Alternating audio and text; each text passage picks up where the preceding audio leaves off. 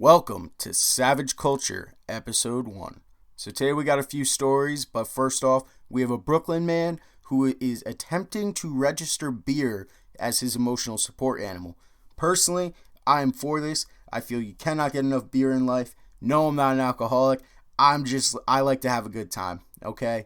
And, if some fat ass bitch can bring her little doo-wop puppy into a restaurant and claim it's an emotional support animal. Meanwhile, we all know the only support she needs is those extra calories in her fucking mouth. Maybe a wheelchair to wheel her around a little bit. Everyone knows that bitch. Everyone knows. She walks in with her little puppy. She looks all cute. You go, no, you can't have an animal in here. She's like, fuck you, it's an emotional support animal. And you go, it's really not, but okay. You let her in. She lets the dog shit. She lets the dog do whatever. You go to the bathroom. There's dog hair in the toilet. Who the fuck lets a dog drink out of a toilet in a restaurant? I don't know. Do you know? I don't know what kind of person does that. People do. It's insane. I actually worked at a restaurant and it happened. I don't understand it. People do it. It's absolutely crazy. So, beer, emotional support animal, I'm for it. I believe that there should be more emotional support animals that are alcoholic. I need an emotional support Jack Daniels. Maybe an emotional support tequila. I could go for both of those. They're both really good suggestions, but that's just me. Next up on the chopping block, we have what I like to call Pornhub revenge. Pornhub revenge? I don't know. Pornhub wannabe? A wannabe mom or wannabe Pornhub mom, I guess you could call her. Not exactly. How would you go about that? Anyway, we have a mom in Utah who has been charged for going topless in front of her stepkids. Now, I'm going to appeal to the gentleman here. Ladies, I don't really know your sexual fantasies. But as someone who was a teenage boy, stepmom's going topless in front of you really isn't a crime, all right? If you got a reasonable judge in there, he's going to realize, this isn't a crime. You put your kids in heaven, okay? I can't speak to the circumference of these breasts, but I would say that they're okay, You're not just going to walk around, flat-chested and be arrested for that, She obviously had to have some sort of titty if, there's going to be a charge here. But topless in front of your stepkids, I'm not sure how the stepdaughter might feel, but, I know that stepson's having a grand old time. And, keyword here, stepchildren. Notice how it doesn't say anything about in front of her own children, which leads you to believe, maybe she does want that Pornhub fantasy, She gets stuck doing the dishes or the laundry, she can't get out, her stepson's got to help her. I'm not here to judge. I'm just here to point out that, it's an interesting little tidbit there that it's specifically the stepchildren, Pornhub's to blame. Pornhub is absolutely to blame. X videos could also be to blame, but we're gonna put the ball on Pornhub's shoulder, because if we do that, Pornhub might do something about it. You put the environment on Pornhub's shoulders, and trees get planted. They make pornos about cleaning up beaches. Pornhub does a lot for this world. We don't give Pornhub enough credit. Okay, we really don't. Everyone wants to talk about these Instagram models and everyone, giving back to Australia. I'd like to see Pornhub's plan for Australia, because they have some decent models from Australia, and I feel like if Pornhub really puts in the effort, they can make a lot of things happen. They've done it before. I think they could do it again. I think if Pornhub really put a genuine effort towards it, they could raise more money for Australia and the wildfires than any other group. We have the Amazon CEO, Bezos, Bezos, however the fuck you want to say his name. He donated $500,000. I think Pornhub can top that. I think Pornhub could double that easily. Okay, that's my challenge for you, Pornhub. I want you to donate $1 million to Australia. I know you can do it. And you know what? It doesn't have to be out of your own pocket. Make a porno. Make a premium porno. $1 million. No problem. You guys, you do that shit in your sleep. Okay? Mia Khalifa should say whatever the fuck she wants. We all know. She was rolling in the bank. We know how you guys do. Okay? When a man gets horny, He will open his wallet faster than anything in this fucking world, okay? A man's wallet will open faster than anything when he is horny. As soon as it's like the dick rises and the wallet spreads at the same time, okay? It's like watching a girl's legs spread, but it's the leather flaps of the wallet. Because, if her pussy's leather, and it's kind of, it's already flaps, but if it's a leathery flaps, that's not my cup of tea. I guess that's what lube's for. Lube the leathery laps. Leathery flaps. Laps. I don't want to lap at it. Ugh. Michael Phelps that shit. But if it's leathery, it's kind of like a cow's hide. And then you got the Michael Phelps like swimming on the cow. It'd be interesting. Be disgusting, but interesting. Michael Phelps, cowhide, pussy lube, sex. Pornhub, you've been challenged, okay? Raise $1 million for Australia. We know you can do it. All right. Challenge has been put out there, Pornhub. It's on you guys now. And don't think we don't know that you can do it. All right. You've raised millions for the environment. Shit. Do a koala bear porno. Do a koala bear porno. Fuck it. Film. Well, it's bestiality. I don't know if that's legal in Australia. Do an animated one. All right. Shit. I'll put $1 in to see 2 koala bears fuck if it's animated. Well, I'm not creepy like that, but I mean, shit, for Australia, I'll do it. Fuck it. For Australia, I'll throw in $1 to see koala bears fuck. Okay? Do an animated koala bear fuck. Get some Australian actresses, have them do a couple facials. I don't know, do something. But your challenge, $1 million. I know you guys can do it. You got this. I put my faith in Pornhub. In the words of every 13-year-old in this country, I put my faith in Pornhub. And my right hand and my ability to move faster than lightning. Because let's be real. If you don't move faster than lightning, it's not going to work. Ladies, that's the secret. Okay? Don't have leathery flaps. Move pretty quick. And we'll be like McGregor and finish in about 40 seconds. You're welcome. That is the trick to getting men off. Next up on today's episode, we have...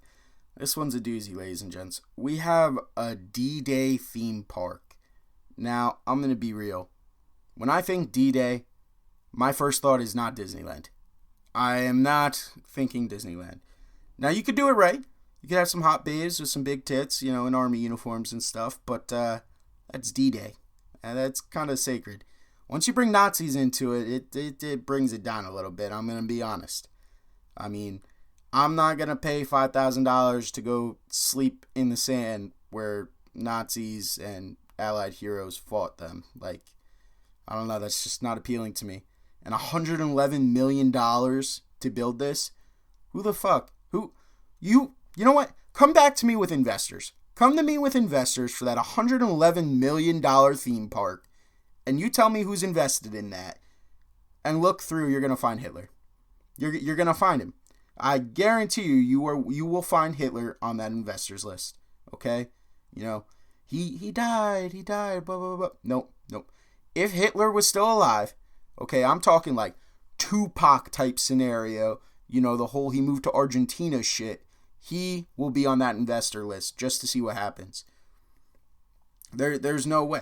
$111 million for a D-Day theme park? It's not even a Hooters theme park. It's a D-Day theme park.